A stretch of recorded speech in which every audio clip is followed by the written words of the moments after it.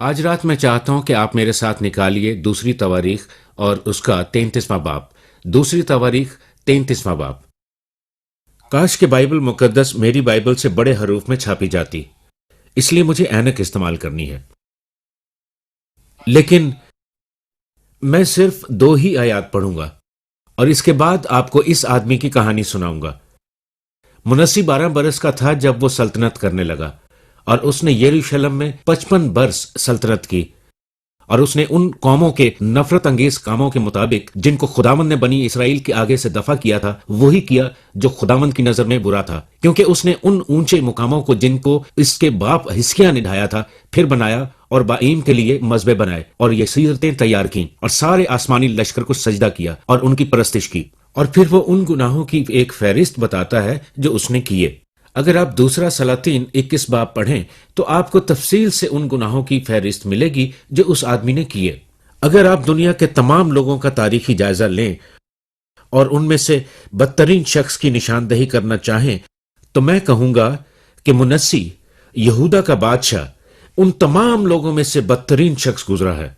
اور اس بات نے آج میرے دل میں یہ خیال ڈالا کہ کیا خدا اسے ان تمام گناہوں کے لیے معاف کر سکتا ہے؟ اگر اپنی صدی کے لوگوں کی بات کریں، مثال کے طور پر ہٹلر، میں نے گزری رات ٹی وی پر ایک فلم کا آخری حصہ دیکھا جس میں ان تمام کیمپوں میں سے ایک کو دکھایا گیا تھا جن کو ہٹلر نے یہودیوں کو قتل کرنے کے لیے استعمال کیا۔ یہ کتنی خوفناک بات ہے۔ ہم تقریباً وہ تمام کیمپوں میں گئے جو آسوچ، ڈبلن اور دیگر شہروں میں ہیں، اور ہم اس کو دیکھ کر خوف زدہ اور دہشت زدہ تھے، جو یادگار کے طور پر دکھانے کے لیے بچا کر رکھا تھا۔ یہ اس بات کا ثبوت ہے کہ آدمی کا دل کتنا گھناؤنا اور سفاک ہے، بربریت سے بھرا ہوا۔ پھر میں اسٹالن کے متعلق سوچتا ہوں، وہ تمام کام جو اس کے دور میں ہوئے۔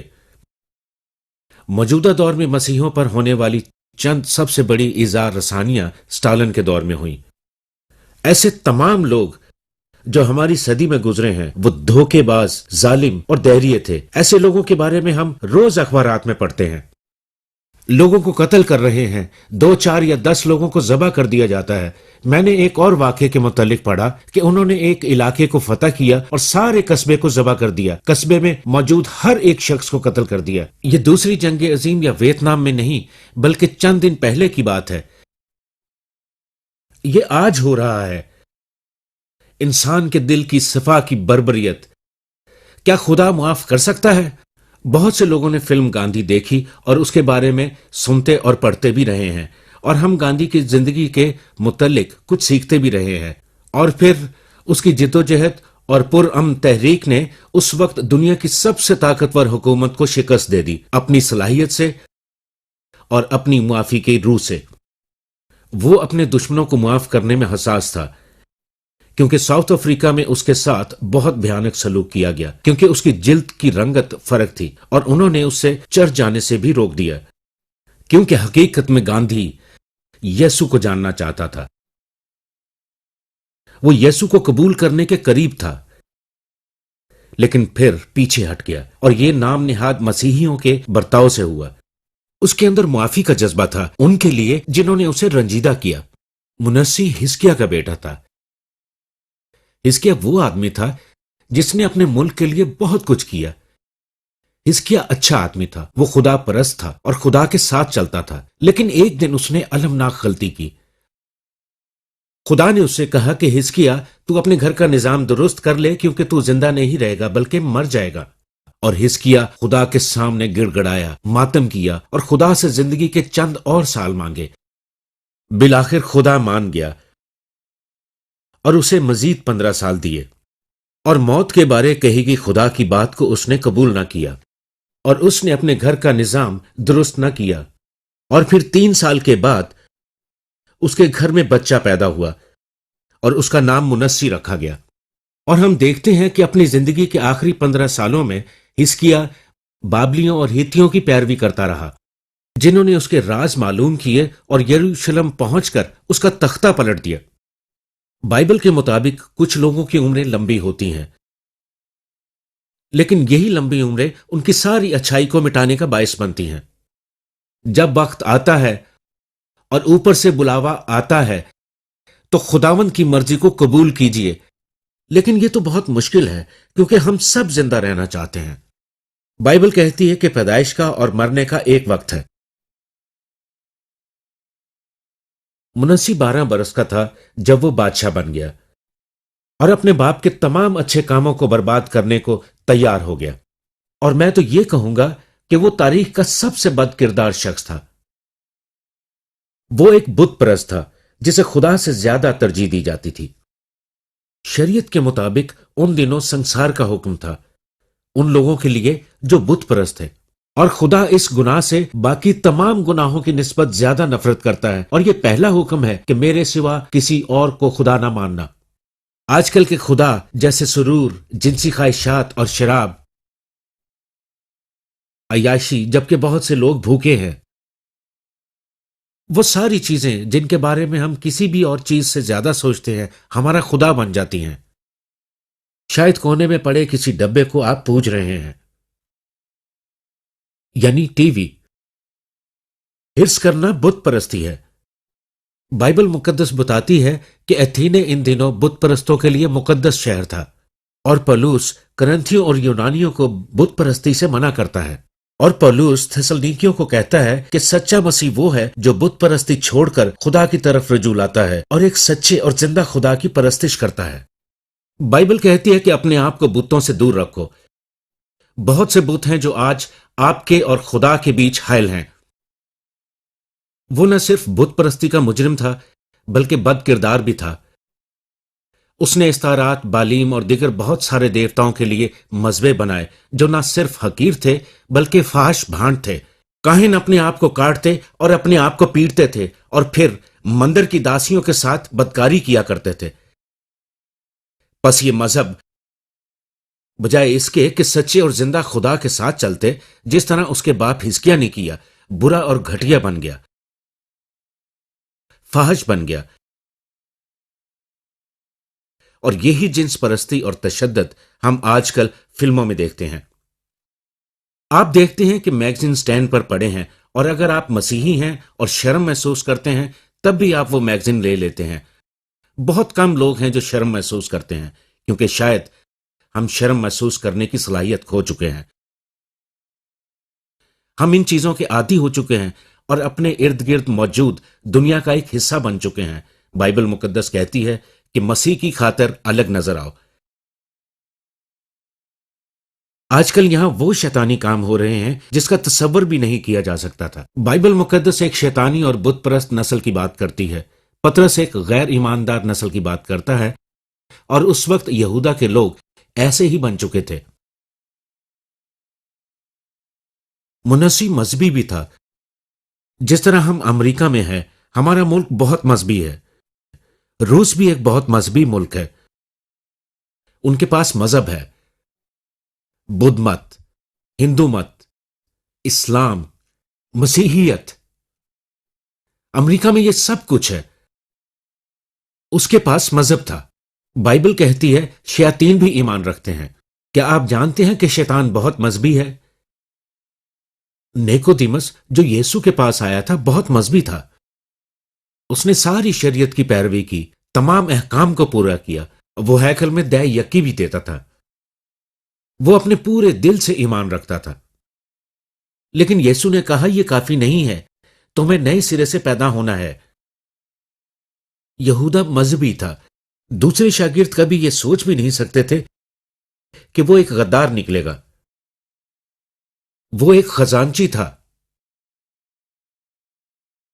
और वो दिन रात उनके साथ रहता था, सफर में, सीखने में, मुतालिया करने में, मसीह को देखने में, बदरूहें निकालने में, मसीह की मदद करने में। लेकिन अपने दिल से वो हमेशा एक चोर ही था। याकूब कहता है ऐसा शख्स जो बज़ाहिर तो मजहबी है पर अपने दिल को फरेब देता है, ऐसे आदमी का मजहब बेसूद है। क्या आप मजहबी हैं? आप चर्च जाते हैं, आपका पस मंजर मजहबी है, पर दिल की गहराई से मसीह के साथ आपकी कोई रफाकत नहीं। रोजाना बाइबल की तलावत और दुआ नहीं होती, रूहुल कुद्स पर मुसलसल भरोसा भी नहीं करते। आप जो टेलीविजन देख रहे हैं اس پر نمبر نظر آ رہے ہوں گے۔ آپ اگر مسیح سے واقف نہیں ہیں اور ہونا چاہتے ہیں تو آج ہی ان نمبروں پر بات کریں۔ لوگ موجود ہیں جو آپ سے بات کریں اور آپ کی مدد کریں گے۔ اگر پہلی مرتبہ بات نہیں ہوتی دوبارہ کال کریں، لوگ موجود ہوں گے۔ منسی دوسرے حکم کی نافرمانی کرتے ہوئے شبیوں کو بھی پوچھتا تھا۔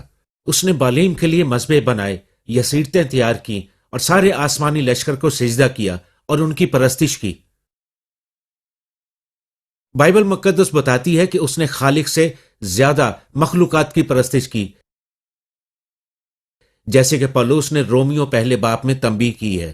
اس کے علاوہ وہ قاتل تھا، اور وہ کوئی عام قاتل نہ تھا، بلکہ ہٹلر کی طرح تھا، یا امین کی طرح تھا، یا ایسے ہی کسی اور کی طرح تھا۔ وہ سفاک تھا۔ اس نے اذیتیں دی جیسے ابتدائی مسیحوں پر رومیو نے کیے۔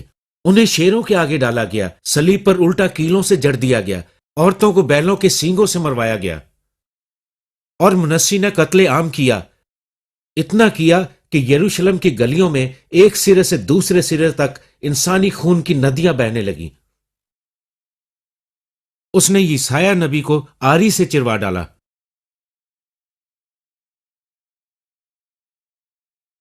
عبرانیوں 6 باب کے مطابق اگر وہ برگشتہ ہو جائیں تو انہیں توبہ کے لیے پھر نیا بنانا ناممکن ہے، اس لیے کہ وہ خدا کے بیٹے کو اپنی طرف سے دوبارہ مصلوب کر کے اعلانیہ ذلیل کرتے ہیں۔ ہم بھی شرمندہ ہیں جیسے وہ تھا، اور وہ ایک غدار بھی تھا۔ اس نے ہر چیز سے جو اس کے باپ کی تھی بے وفائی کی۔ یہودا نے بوسے کے ذریعے بے وفائی کی۔ ہم اس سے بے وفائی کر سکتے ہیں، اس کا انکار کر کے، شاید سکون کے لمحات حاصل کرنے کے لیے، مزید دولت، شہرت اور اختیار کے لیے۔ منسی نے دنیا کے کسی بھی شخص سے زیادہ گناہ کیے، لیکن ہم بھی کرتے ہیں۔ بائبل مقدس بتاتی ہے کہ سب نے گناہ کیا اور اس کے جلال سے محروم رہے۔ اگر تم نے ساری شریعت کی پیروی کی اور ایک کو چھوڑا تو سب سے محروم رہے۔ یہی بائبل مقدس میں لکھا ہے۔ اگر آپ تمام 10 احکام پورا کرتے ہیں اور ایک کو توڑتے ہیں تو آپ نے سب کو توڑا۔ یہاں بیٹھے ہر شخص کو ماننا پڑے گا کہ ہم نے شریعت کے تمام احکام توڑے ہیں، سب توڑے ہیں، ہم کتنے ہی مذہبی کیوں نہ ہوں۔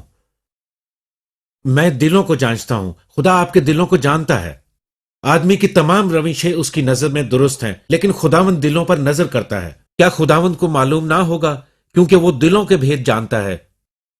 خدا نے تنبیہ کی۔ خدا بغیر تنبیہ کبھی عدالت نہیں کرتا۔ خدا نے گاہے بگاہے تنبیہ کی۔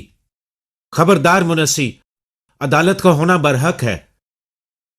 یاد رہے کہ تمہارے گناہوں کا حساب ہوگا۔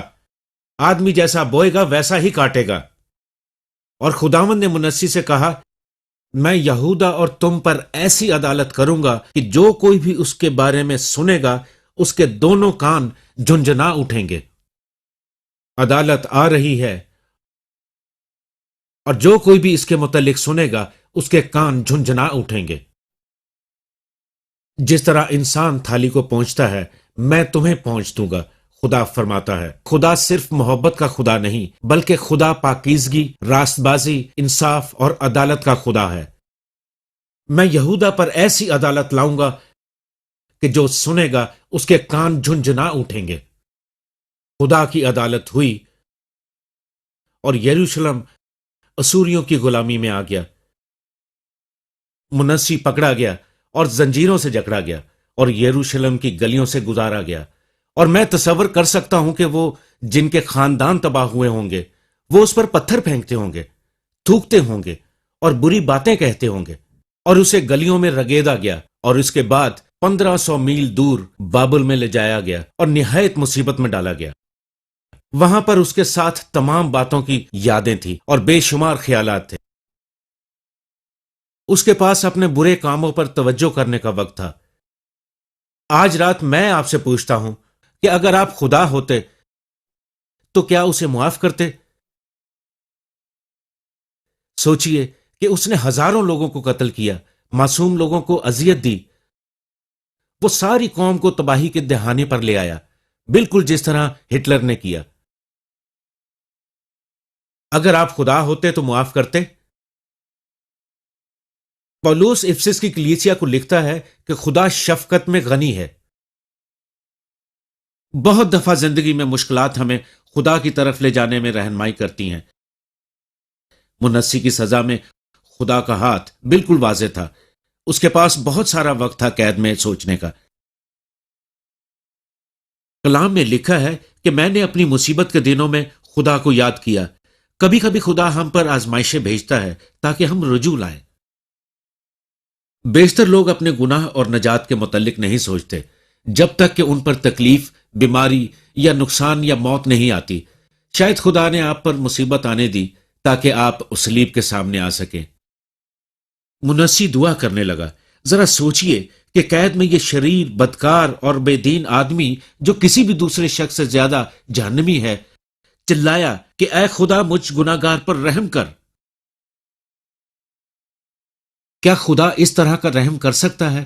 اس نے اپنے خدا سے منت کی اور اپنے باپ دادا کے خدا کے حضور خاکسار بنا اور اس سے دعا کی۔ بائبل سکھاتی ہے کہ خدا رحم کا خدا ہے۔ ہم خدا کے رحم کے متعلق نہیں جانتے کیونکہ وہ ہماری سوچ سے بڑھ کے ہے۔ کسی نے کتنا ہی برا گناہ کیوں نہ کیا ہو، اگر وہ سچے دل سے توبہ کرتا ہے تو خدا اسے معاف کرتا ہے۔ اسے معاف کرنا پڑتا ہے کیونکہ اس کا کلام یہ کہتا ہے۔ گنتی 14 باب 18 آیت میں لکھا ہے کہ خداوند قہر کرنے میں دھیما اور شفقت میں غنی ہے، اور وہ اپنا چہرہ تم سے رو پوش نہ کرے گا اگر تم اس کی طرف رجوع لاتے ہو۔ اگر تم رجوع لاتے ہو تو ہمارا خدا گناہوں کو بخش دیتا ہے۔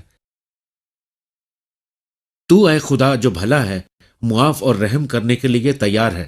ہمارے اعمال کے وسیلے سے نہیں جو ہم نے کیے ہم نہیں کر سکتے۔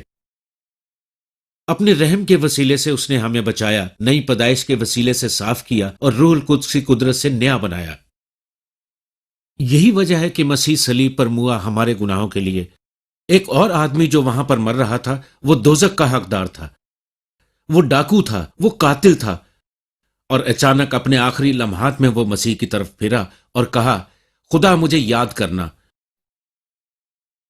اور اسی لمحے خدا اس کی طرف پھرا اور کہا، آج ہی تو میرے ساتھ فردوس میں ہوگا۔ میں اس شخص کو جنت میں دیکھنے کی توقع رکھتا ہوں۔ وہ آج جنت میں ہے، اس لیے نہیں کہ اسے صلیب سے اتر کر بپتسمہ لینا تھا، اس لیے نہیں کہ اس نے صلیب سے اتر کر پاک شراکت لینی تھی، اس لیے نہیں کہ اس نے صلیب سے اتر کر خیرات کرنی تھی، اس لیے نہیں کہ اس نے صلیب سے اتر کر ایک اچھی زندگی گزارنی تھی۔ وہ ایک بدکار اور بے دین آدمی تھا۔ وہ صرف خدا کے فضل اور رحم کے وسیلے سے بچایا گیا، اور یہی ہمیں صلیب کے پاس لاتی ہے۔ صلیب کا مطلب آپ کبھی سمجھ نہیں پائیں گے جب تک آپ یہ نہ سمجھ لیں کہ فضل اور ایمان کے باعث آپ بچے ہیں۔ یہ آپ سے نہیں بلکہ خدا کے فضل سے ہوا۔ کیا عظیم تحفہ ہے! نجات اور معافی۔ یوحنا بپتسمہ دینے والا کہتا ہے، یہ ہے خدا کا برہ۔ یسوع صلیب پر ایک عظیم قربانی کا برہ بن گیا۔ خدا نے اس پر میرے اور آپ کے گناہ لاد دیے، اور منسی کے گناہ بھی۔ خدا نہ صرف معاف کرتا ہے بلکہ انصاف بھی کرتا ہے۔ انصاف ایسا کہ آپ نے گناہ نہیں کیا۔ آپ جانتے ہیں کہ خدا نے کیا کیا؟ خدا نے منسی کو معاف کر دیا،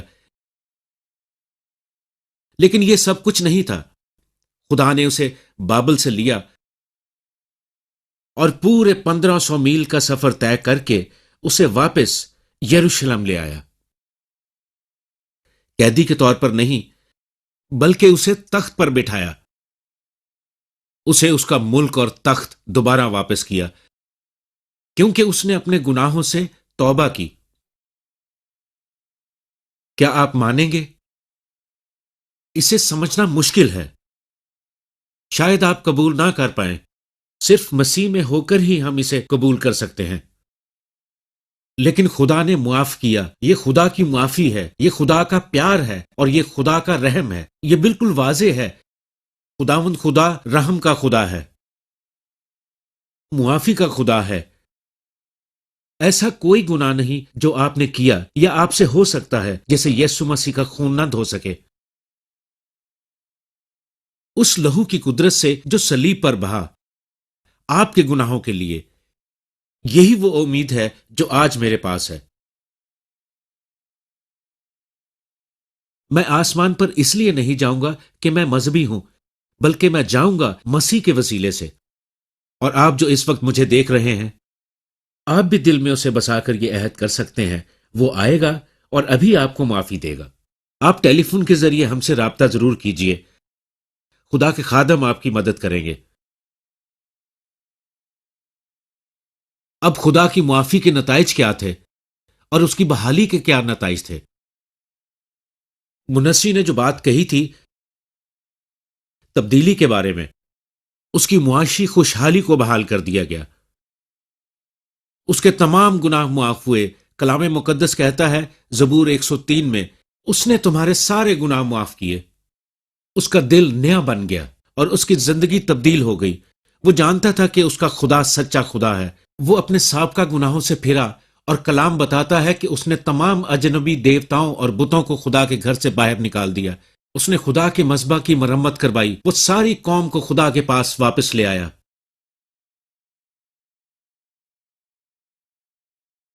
مسیح آپ کی زندگی کو خوبصورت بنا سکتا ہے. کیا آپ سوچتے ہیں کہ آپ نے زندگی کو ضائع کر دیا؟ یہ اچھی نہیں ہے اور اس میں کچھ بھی قابل ستائش نہیں اور سب کچھ غلط ملت ہے اور غیر یقینی ہے. آپ اپنی ذات کے بارے میں اچھا نہیں سوچتے اور آپ کا ایمان اور مذہب سے لگاؤ اتنا مضبوط نہیں ہے. آپ کا دل اور ضمیر پشیمانی اور تکلیف سے بھرا ہوا ہے.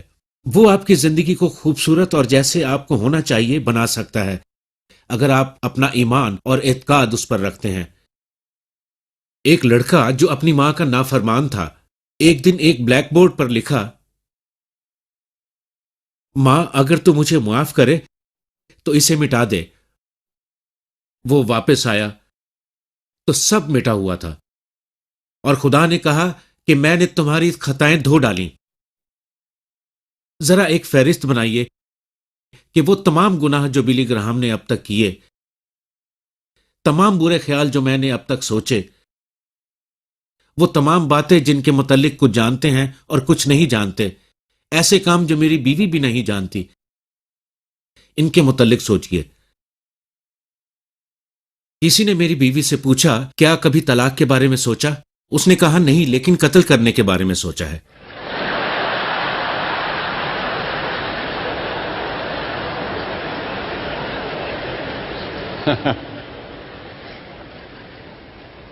میں نے ایسا نہیں سنا بلکہ اخبار میں پڑھا، کیونکہ میں جو پڑھتا ہوں اسے مان لیتا ہوں. اور اب میں تھوڑی دیر کے لیے رکنا چاہوں گا اور یہ بتانا چاہوں گا میں اس تمام قابل ستائش کوریج کے لیے اس علاقے کے تمام اخبارات کا شکر گزار ہوں. ہمارے کام کی تاریخ میں یہ ایک بے مثال کوریج ہے.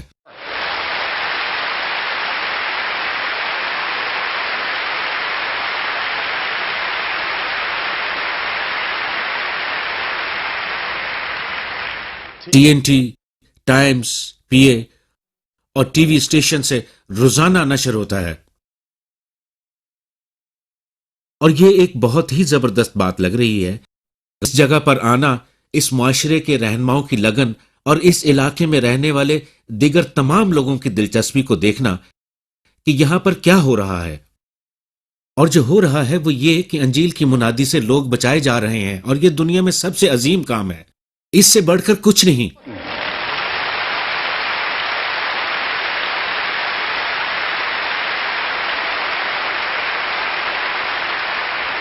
یہ کسی بھی عالمی کھیل سے زیادہ اہم ہے. اور میرے لیے ایک دلچسپ بات یہ ہے کہ سب سے زیادہ لوگ اتوار کو چرچ میں اور ہفتے کے روز عبادت خانوں میں جمع ہوتے ہیں. اور یہ امریکہ میں پورے سال میں ہونے والے تمام کھیلوں کے اجتماعات کی مشترکہ تعداد سے بھی زیادہ ہے.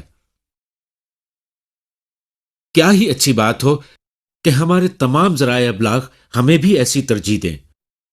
انہوں نے ٹی وی پر مجھ سے مذہب سے متعلق پوچھا کہ آپ نہیں سمجھتے کہ یہ بہت زیادہ ہے؟ ہمیں اور چاہیے. ابلاغ کے ذریعے انجیل کی بشارت کے لیے ہمیں اور لوگ چاہیے.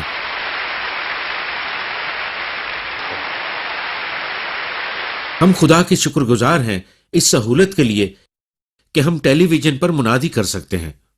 امریکہ کے ایک شہر میں 1 گھنٹے کی نشریات کی قیمت بڑھ گئی ہے.